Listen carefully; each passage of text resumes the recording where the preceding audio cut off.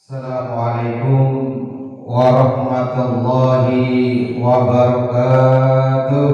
Waalaikumsalam warahmatullahi wabarakatuh. Bismillahirrahmanirrahim. Alhamdulillahilladzi hadana li hada wa ma kunna linahtadiya laula an hadana Allah. Ashhadu an la ilaha illallah wa ashhadu anna Muhammadan abduhu wa rasuluh. Arsalahu bil huda wa dinil haq liyudhhirahu 'ala dini kulli wa kafa billahi syahida.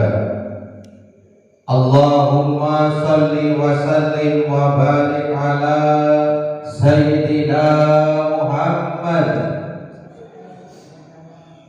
Bapak Ibu sekalian, ketika mendengar asma kanjeng Nabi, baca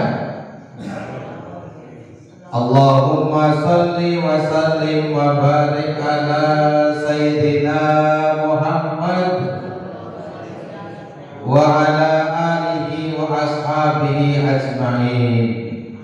Rabbi shrah li sadri wa yassir li amri wahlul 'uqdatam min lisani yafqahu qawli, amma ba'du.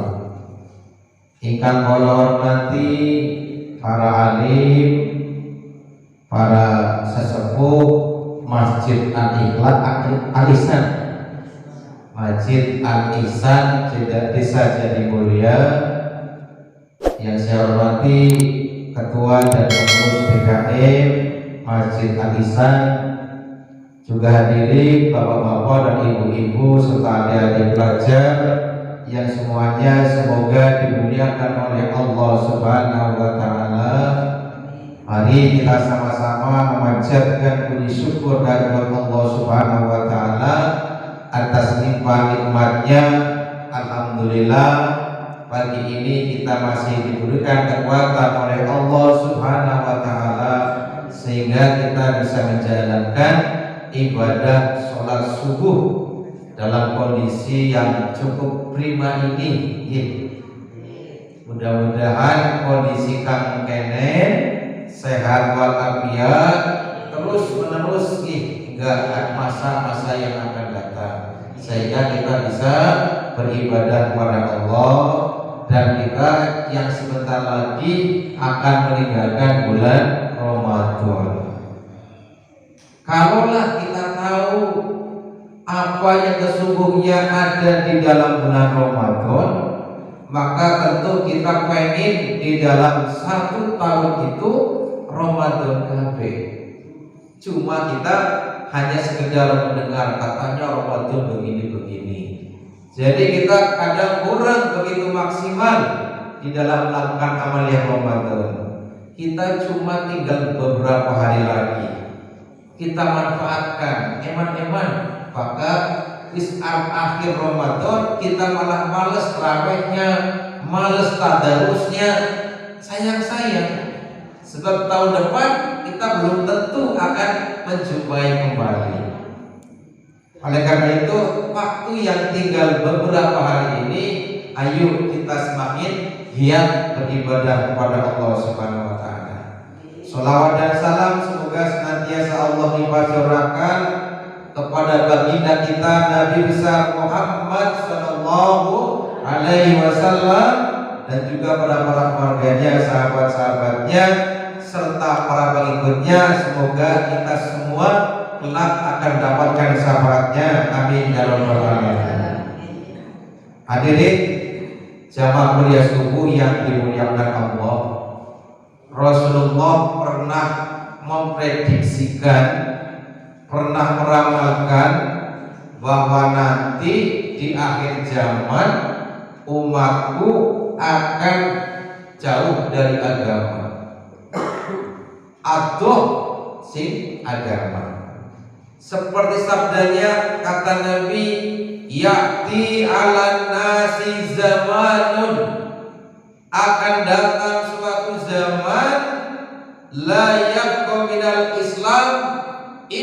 smuhu, orang nana agama Islam illa smuhu, kecuali tinggal arane.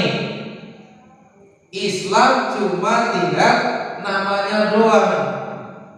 Wong ngaku agamanya Islam cuma nih KTP. Ajaran Islamnya tidak dilaksanakan. Islam cuma sekedar namanya, kata Nabi.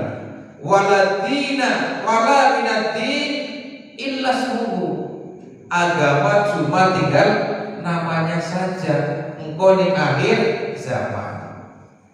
Wala minal Quran, dan tidak ada lagi Al-Quran illa darsuhu, kecuali tinggal tulisannya saja. Al-Quran banyak di rumah-rumah itu, hampir semuanya punya Quran bagus-bagus. Di masjid, di musola Al-Quran tertata rapi, di rak, tapi rapi, tidak pernah acak-acakan. Artinya Qurannya ada, cuma tinggal tulisannya saja, tidak pernah dibaca. Wala minal Quran illa darsuh. Yu'amiruna masajidahum wa hiya qarabun an dzikrillah. Dan banyak masjid-masjid yang dibangun tetapi zikrullahnya kosong, jamaahnya kosong. Kemudian ashabu ahli dzalika zaman ulama'uhum. Pada saat itu ulama yang jahat, paling jahat. Minhum takhrujul fitnah, dari mereka lah munculnya fitnah. Dari para ulama ini banyak yang bikin gara-gara, yang bikin isu fitnah karena mereka saling menyalahkan, ya. Ini banyak. Wahaulai alamatul kiamat, yang demikian itu tandanya akan kiamat. Apa saja yang dia pertama? Islam cuma tinggal namanya. Orang beragama Islam cuma mengaku baik agama Islam. Kemudian Al-Quran cuma tinggal tulisannya saja. Sudah jarang yang baca Al-Quran. Kita promo dari masjid terdengar orang mengaji. Begitu datangi ternyata yang ngaji siapa? Kaset. Cuma CD yang ada di masjid yang bunyi ngaji, orangnya tidur. Kemudian rumah masjid bagus-bagus, gede, indah. Satu gedenya tiang-tiangnya juga banyak. Masjid dengan tiangnya dengan orangnya, dengan jamarnya, banyakkan tiangnya. Yang demikian inilah tanda-tanda akan kiamat terjadi. Ini yang diprediksikan oleh Rasulullah di dalam sabdanya tadi. Hadirin yang dirahmati Allah, kiamat itu adalah merupakan sesuatu yang sangat dahsyat, sesuatu yang sangat mengerikan. Kita semua takut, tapi ada yang pengen segera kiamat. Anak klinik ini kan pengen dari kiamat, Bapak Ibu? Langka ya, takut semuanya. Tapi anak kan pengen dari kiamat. Siapa? Wong kan wis mati, tapi kamatinya soleh. Ya. Padahal orang yang sudah mati kan sudah tidak punya keinginan apa-apa. Orang yang masih hidup tentu banyak memiliki keinginan. Gimana? Wong kan masih urip kan pengennya bilang-bilang, pengen harta yang banyak, pengen jabatan tinggi, pengen istri yang cantik, pengen suami yang ganteng, pengen kekayaan banyak, rumah bagus. Ayo terus pengen, dan keinginan itu tidak akan pernah berhenti, kata Nabi. Kata Nabi, seandainya manusia itu memiliki satu lembah emas, pasti pengen memiliki 2 lembah emas lagi. Punya uang 1 juta, pengen 2 juta. kurang. 1 miliar pun kurang. Itu manusia. Dan tidak akan pernah terhenti keinginan-keinginan manusia itu illa turab, kata Nabi, kecuali kematian. Bakal wis mati nembe beli pengen maning kang alane dunia, beli pengen maning jabatan, beli pengen maning rumah bagus, beli pengen maning kendaraan bagus, maka wis mati. Nah, orang mati kan anak kan mati soleh, anak kan mati beli soleh, anak kan mati ditunggu-tunggu orang. Jangan sampai ya kita mati ditunggu orang, kali-kali modal. Jangan ada yang begitu. Makanya kita harus buat amal yang bagus. Ada yang matinya dinanti-nantikan orang, ada yang matinya ditangisin orang. Kita pengen ditangis siapa? Dinanti-nantikan orang. Ya ditangisin supaya kita mempunyai nama yang bagus, memiliki amal soleh. Nah, orang yang sudah meninggal dunia ada yang memiliki keinginan. Apa keinginan orang yang sudah meninggal dunia? Orang yang meninggal dunia itu kamati soleh, keinginannya yang pertama, kalau ia bisa menjawab pertanyaan dari malaikat Munkar dan Nakir dan mendapatkan kabar bahwa dia bakal masuk surga, maka ia menginginkan agar segera kiamat. Pengen gage kiamat, ya Allah, gage si kiamat. Oleh kita kan masih urip takut kepada kiamat, tapi orang ini malah pengen segera kiamat. Itu orang yang matinya soleh. Kenapa ia pengen gage kiamat? Karena kalau sudah kiamat maka dia tahu akan masuk surga, karena tadi satu bisa menjawab pertanyaan dari malaikat Munkar dan Nakir dan mendapatkan kabar bahwa tempatnya nanti adalah surga, maka ia berharap, maka ia berkeinginan agar segera kiamat. Karena kalau sudah kiamat maka akan beralih pada alam akhirat dan dia akan masuk surga. Apakah di kuburnya ia tidak mendapatkan nikmat kubur? Dia mendapatkan nikmat kubur juga. Tapi dia tahu bahwa nikmat surga jauh lebih besar daripada nikmat kubur. Iku kamati soleh. Tapi lamun kamati soleh tidak bisa menjawab pertanyaan dari malaikat Munkar dan Nakir di kuburnya, maka dia meminta kepada Allah, ya Allah, sudah jangan ada kiamat. Kenapa? Karena dia tahu nanti bakal masuk ke dalam neraka. Apakah di kuburnya tidak disiksa? Disiksa. Dia tahu siksa neraka jauh lebih dahsyat ketimbang siksa kubur. Makanya uslah bagian isun disiksanya di kubur baik, beli usaha kiamat maning. Nanti kalau sudah kiamat nanti saya akan masuk neraka, dan di neraka siksanya lebih dasar daripada siksa kubur. Itu kan matinya tidak soleh, yang tidak bisa menjawab pertanyaan dari malaikat Munkar dan Nakir. Terus keinginan orang yang sudah meninggal dunia, kalau yang matinya soleh itu inginnya segera dikubur. Dalam sebuah hadis Nabi diriwayatkan,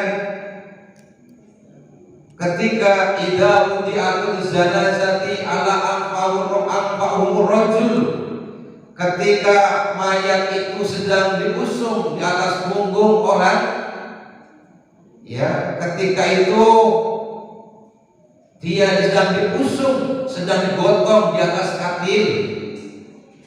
Kalau dia itu orang soleh, kolas, dia akan berkata, qaddimuni,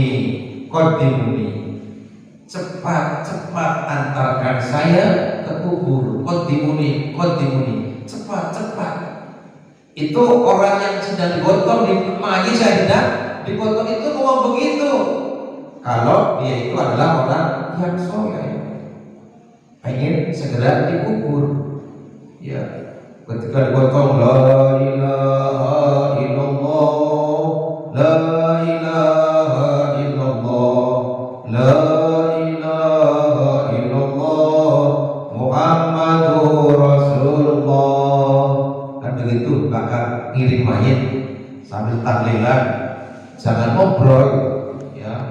lagi gotong mayit, pikirannya ini masalah dunia, tidak la ilaha illallah.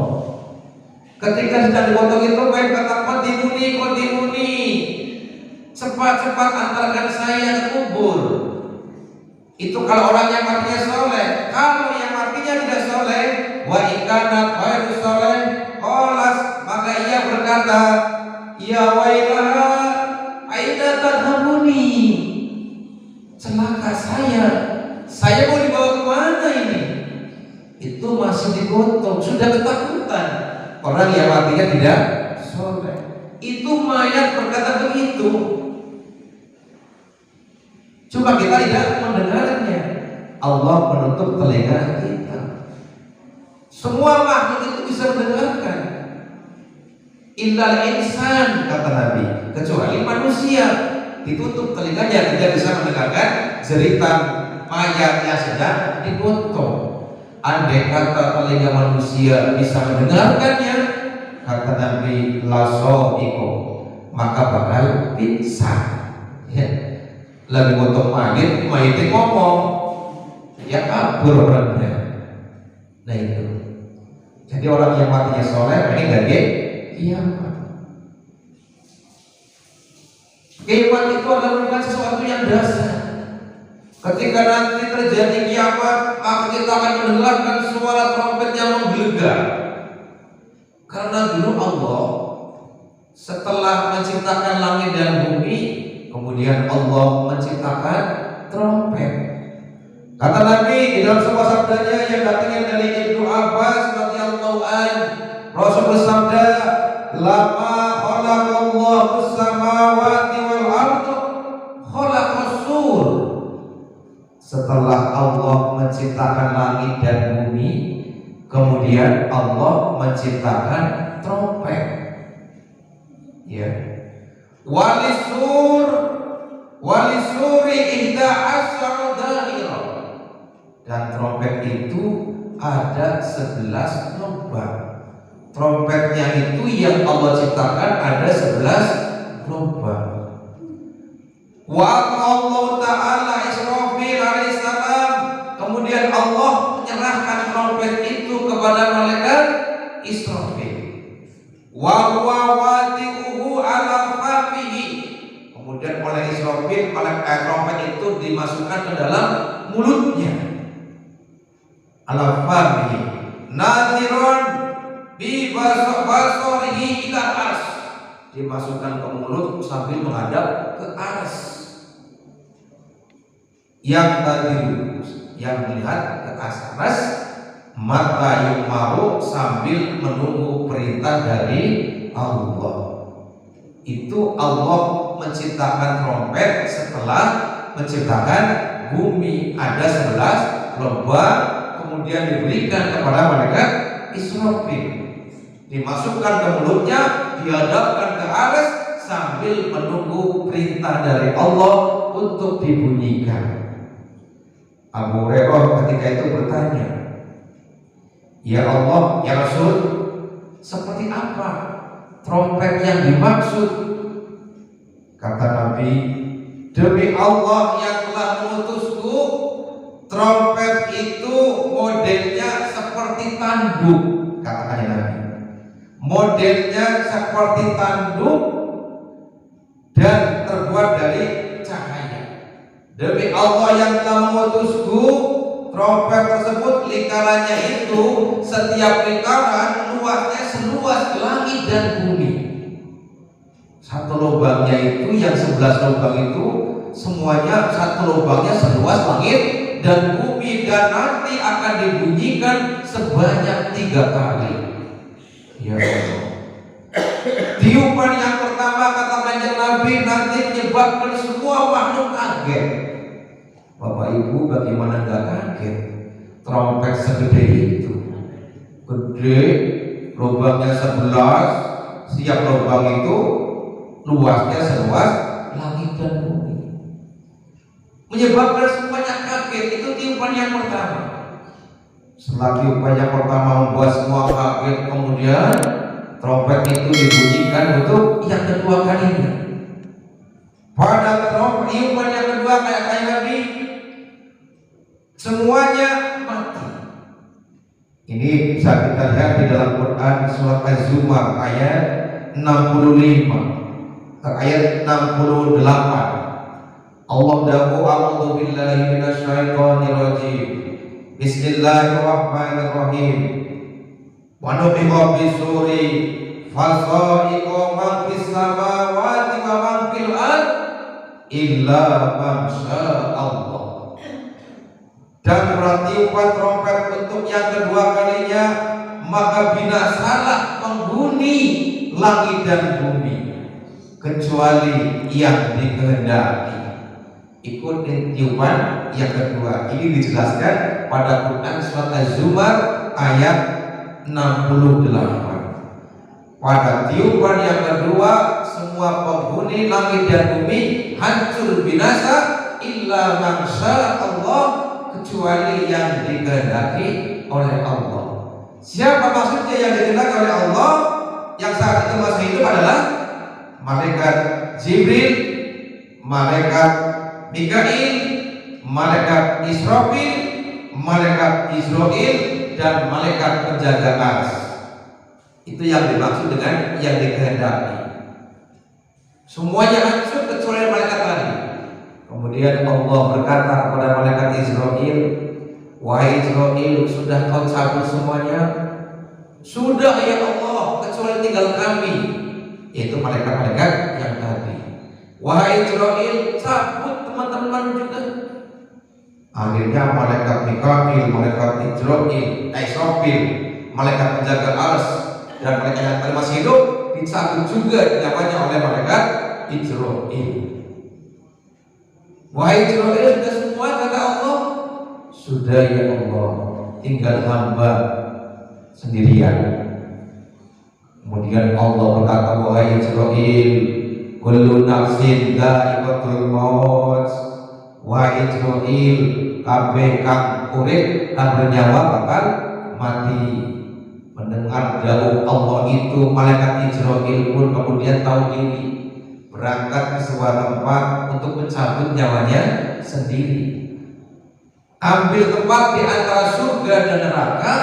Di situ malaikat Israil mencabut nyawanya sendiri. Pada saat ia mencabut nyawanya sendiri, dia menjerit sekeras-kerasnya. Kenapa? Merasakan sakit. Ternyata malaikat Israil juga ketika mencabut nyawanya sendiri, ia menjerit kesakitan. Andai kata ada manusia yang masih hidup saat itu, berisik sampai telinganya pecah meninggal dunia karena terdengar cerita malaikat Israil. Nah itu akhirnya kiamat hancur semuanya, tidak lagi masih hidup kecuali Allah yang kekal. Allah berikan hujan 40 hari 40 malam. Kemudian Allah hendak membangkitkan kembali manusia yang sudah ada di alam kubur atau alam barzakh, mati kabeh. Setelah itu kemudian Allah membangkitkan manusia dari alam kubur. Bagaimana caranya? Malaikat Israfil dibangkitkan untuk meniupkan trompet yang ketiga. Kan 3 kali. Tiupan pertama kaget orang, tiupan yang kedua musnah semuanya, dan tiupan yang ketiga menjadikan makhluk Allah dibangkitkan kembali. Kata Quran di dalam Quran surat An-Naba di ayat yang ke-18, Allah dawuh, yauma yunfakhu bis-suri fatatuna afwaja. Yauma yunfakhu, pada hari bis-suri, pada hari trompet itu ditiupkan, fatatuna afwaja, maka kalian akan datang, kamu akan datang berkelompok-kelompok. Jadi nanti pada tiupan yang ketiga kalinya kita akan datang, maksudnya bangun dari kubur berkelompok-kelompok. Ada berapa kelompok? Dijelaskan di dalam hadis ada 12 kelompok, ada 12 model manusia saat dibangkitkan dari alam kuburnya.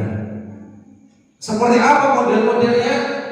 Yang pertama, kelompok orang-orang yang saat dibangkitkan dari kuburnya tidak memiliki tangan dan kaki. Tangi si kubur sekelompok itu tidak memiliki tangan dan kaki. Kenapa mereka itu saat dibangkitkan dari kuburnya tidak memiliki tangan dan kaki?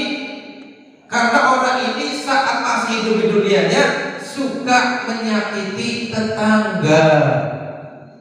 Tuh, kan waktu ning dunia karo tangga diakur, gawe sakit ning tangga, gawe larak ning tangga, bikin tangga beli nyaman.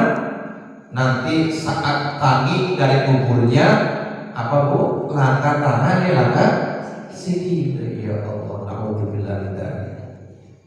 Makanya kita untuk gawe bagus karo tangga. Maka na yu'minu billahi wal yaumil akhir fal yukrim jarahu. Barang siapa yang beriman kepada Allah dan hari akhir, fal yukrim jarahu, maka muliakan tetangganya. Gawe bagus karo tangga. Kemudian kelompok yang kedua, katakannya Nabi, itu kelompok orang-orang yang saat dibangkitkan dari kuburnya wajahnya itu seperti babi hutan, rainya kayak babi. Kira-kira siapa kamu dulunya? Orang yang saat dibangkitkan dari kuburnya itu modelnya seperti babi, itu adalah orang-orang yang waktu di dunia tidak pernah sholat. Ya, kampungnya Islam, tapi gelap sholat. Ya, sudah diundang oleh masjid, oleh Allah, oleh muadzin, tapi di gelap makan. Anak kami sedang sembahyang, tapi sembahyangnya telat. Ya, makanya sering-sering lagu pujian kan. Salatullah salamullah ala toha rasulillah. Salatullah salamullah ala yasin habibillah. Repote jadi petani, salate kadang lali, apa mening wayahe tandur, salate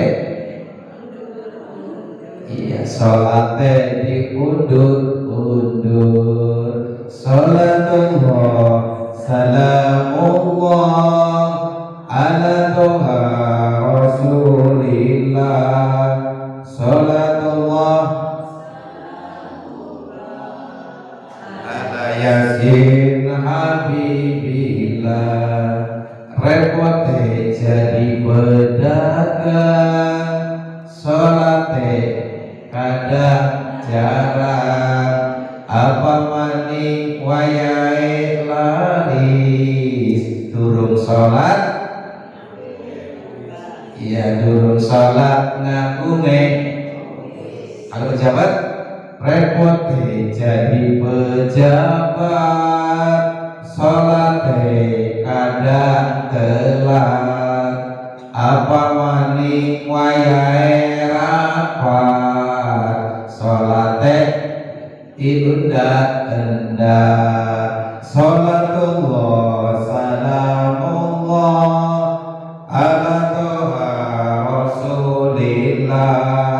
Salatullah salamullah ala yasin. Ya, ini kelompok yang kedua saat dibangkitkan dari kuburnya wajahnya seperti babi hutan. Pengen apa? Naudzubillah min dzalik, jangan sampai. Oleh karena itu kita jangan sampai meninggalkan sholat. Kemudian yang keempat, berapa? Yang ketiga, kelompok yang ketiga adalah kelompok orang-orang yang saat dibangkitkan dari kuburnya perutnya itu besar, perutnya gede, sebesar perut bukit. Isinya itu bukan nasi. Isinya apa? Isinya ular, kalajengking. Ya Allah, naudzubillah min dzalik. Kenapa orang seperti ini? Ini akibat orang yang suka menangguhkan pembayaran zakat.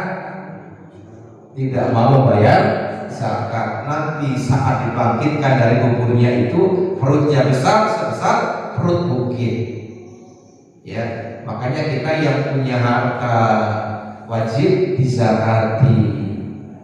Zakat fitrah yang kita bayarkan. Kalau zakat fitrah, zakat awak, zakat badan untuk membersihkan badan. Kalau zakat mal, zakat harta. Harta kekayaan yang kita miliki juga harus kita bersihkan. Karena zakat itu mengandung arti bersih. Zakat itu berarti suci. Zakat itu berarti berkah. Zakat itu berarti tambah. Kenapa berarti tambah bukannya berkurang? Karena orang yang berzakat itu pada hakikatnya akan semakin bertambah hartanya. Harta apa akan wajib dizakati? Harta akan wajib dizakati siji emas, ya. Jadi lamun ana wong duwe emas kudu dizakati. Tapi Allah sih ngomong zakat, nyuruh zakat itu juga kalau sudah memenuhi syarat, kalau sudah sampai nisab, kalau sudah haulnya. Beda dengan pemerintah. Kalau dulu bayar pajak, berapapun yang ia dapat harus bayar pajak. Tidak ada batas minimalnya. Kalau Allah sih Maha Pemurah, memberikan aturan zakat kalau sudah sampai nisab. Apa sih nisab itu?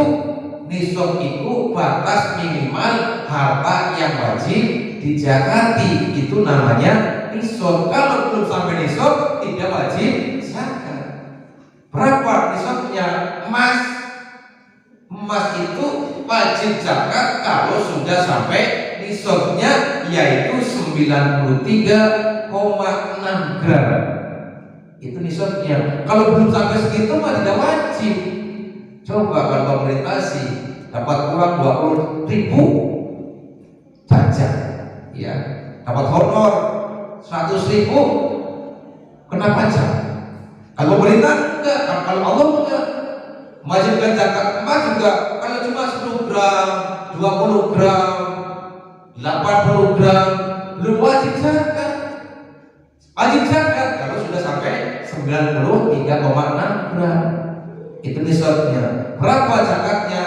2,5%. Tinggal 93,6 dikalikan 2,5%. Kalau 100 gram berarti 2 gram setengah. Itu. Kemudian pertanian, kemudian perdagangan, pertanian, peternakan juga wajib zakat. Kita bersihkan harta kita agar jangan sampai saat bangun dari kuburnya perut kita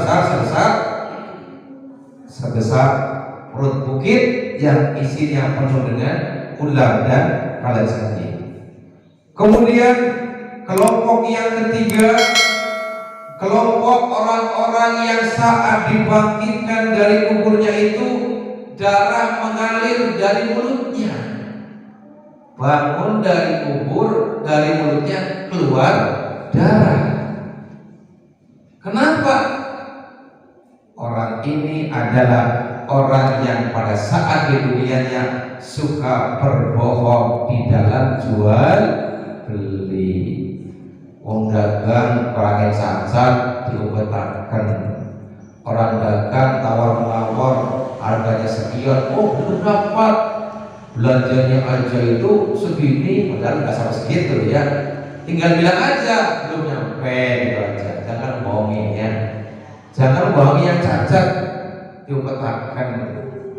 Karena orang yang berbohong dalam jual beli akibatnya seperti itu. Kalau kita dalam jual beli, kemudian kita ada yang gak seret misalnya, batalkan saja lah, saya gak jadi lah. Bagaimana nih kalau dalam Islam? Ada orang jual beli sudah jadi, sudah deal, nggak jadi karena nggak senang misalnya, atau karena bagaimana? Ini bagaimana menurut Islam aturannya? Boleh nggak? Kalau dalam syariat Islam, dalam fikih itu ada kita kenal namanya khiyar. Khiyar itu ada 3 macam. Khiyar itu artinya akan meneruskan atau membatalkan jual beli. Itu namanya khiyar. Khiyar itu ada 3 macam. Yang pertama namanya khiyar majlis. Khiyar majlis itu artinya kita mau membatalkan jual beli, tapi kita masih ada di tempat itu, masih ada di toko, di warungnya, tuku TV misalkan, udah jadi, udah jadi, diteling kayak kita kurang seneng, kita nggak jadi, gimana? Nah kalau masih ada di majlis itu dalam Islam boleh, selagi masih ada di tempat, itu namanya khiyar majlis. Yang kedua ada khiyar AIB. Khiyar AIB itu akan membatalkan jual beli, sudah jadi jual belinya, tapi tidak jadi. Karena apa? Ternyata barangnya cacat. Karena cacat kemudian dia membatalkan jual beli. Bagaimana dalam Islam? Boleh. Karena ternyata ada cacatnya. Ya, karena waktu beli itu dia kelihatan. Nah ini boleh. Kemudian yang ketiganya khiyar syarat. Khiyar syarat itu artinya akan membatalkan jual beli dengan syarat misalkan seminggu atau misalkan 3 hari. Seperti orang bertransaksi seperti ini. Saya jual ya, saya beli, saya jual barang ini dengan masa khiyar 3 hari atau seminggu misalnya. Nah kalau selagi dalam masa khiyar ternyata batal, itu boleh. Misalkan syaratnya itu cuma 3 hari, selagi masa 3 hari membatalkan boleh. Tapi kalau sudah lewat 3 hari tidak boleh, karena syaratnya cuma 3 hari. Itu namanya khiyar syarat. Kalau kita kan kadang dalam jual beli ada yang saklek, udah dibeli, orangnya masih ada di situ, nggak jadi disewati, ya itu tidak boleh. Karena prinsipnya dalam Islam jual beli itu rela sama rela, suka sama suka. Jangan ada yang dipaksa, jangan ada yang memaksa. Itu prinsip jual beli dalam Islam. Kemudian yang kelimanya, kelompok orang-orang yang saat dibangkitkan dari kuburnya berbentuk angin yang berbau busuk, ya, sliwing, baunya busuk itu. Kenapa? Karena orang itu saat di dunia suka menutupi kejelekannya, dia takut kepada orang, tapi tidak takut sama Allah. Itu nanti saat bangun dari kuburnya berbentuk angin yang busuk. Kemudian kelompok yang keenam itu adalah orang yang saat dibangkitkan dari kuburnya, mereka dengan kerongkongan dan tekuknya itu terputus. Kelompoknya terputus. Ini akibat orang yang suka bersaksi palsu, ya, suka jadi saksi palsu. Itu 6 model orang-orang saat dibangkitkan dari kuburnya. Ada 12 golongan. Nanti yang paling enak itu kelompok yang ke-12, ya. Kelompok yang ke-7, kelompok orang-orang yang saat dibangkitkan dari kuburnya tidak berlidah, darah dan nanah mengalir dari mulutnya, tidak punya lidah, kemudian darah dan nanah keluar dari mulutnya. Mereka itu adalah orang-orang yang suka menyembunyikan persaksian yang benar, padahal dia tahu, tapi dirahasiakan kebenarannya, menjadi mengumpankan saksi, menjadi saksi, merahasiakan persaksian yang benar. Itu nanti akan mengeluarkan darah dari mulutnya. Dan yang ke-8, orang-orang yang saat dibangkitkan dari kuburnya dengan bentuk tubuh jungkar balik. Ini orang yang suka berbuat zina. Kemudian ada juga orang yang saat dibangkitkan dari kuburnya itu dari perutnya keluar kotoran-kotoran. Itu adalah orang yang suka minum minuman keras. Dan yang ke-12, kelompok orang-orang yang saat dibangkitkan dari kuburnya wajahnya bersinar-sinar bagaikan bulan purnama. Mudah-mudahan ini kelompok kita. Mereka itu adalah orang yang menjaga sholat 5 waktu, menjaga akhlaknya, dan senantiasa beribadah kepada Allah, melakukan amal sholat. Mudah-mudahan ini kelompoknya kita. Amin ya rabbal alamin. Demikian yang dapat saya sampaikan. Mohon maaf bila ada kekurangannya, dan mari sama-sama bertasyahud. Asyhadu an la ilaha illallah, astaghfirullah, nas'aluka al-jannata wa na'udzubika minan nar. Asyhadu an la ilaha illallah, astaghfirullah, nas'aluka al-jannata wa na'udzubika minan nar. Asyhadu an la ilaha illallah, astaghfirullah, nas'aluka al-jannata wa na'udzubika minan nar. Allahumma innaka 'afuwun tuhibbul 'afwa fa'fu 'anna. Allahumma innaka 'afuwun tuhibbul 'afwa fa'fu 'anna. Allahumma innaka 'afuwun tuhibbul 'afwa fa'fu 'anna ya karim. Wallahu muwaffiq ila aqwamit thoriq. Wassalamualaikum warahmatullahi wabarakatuh.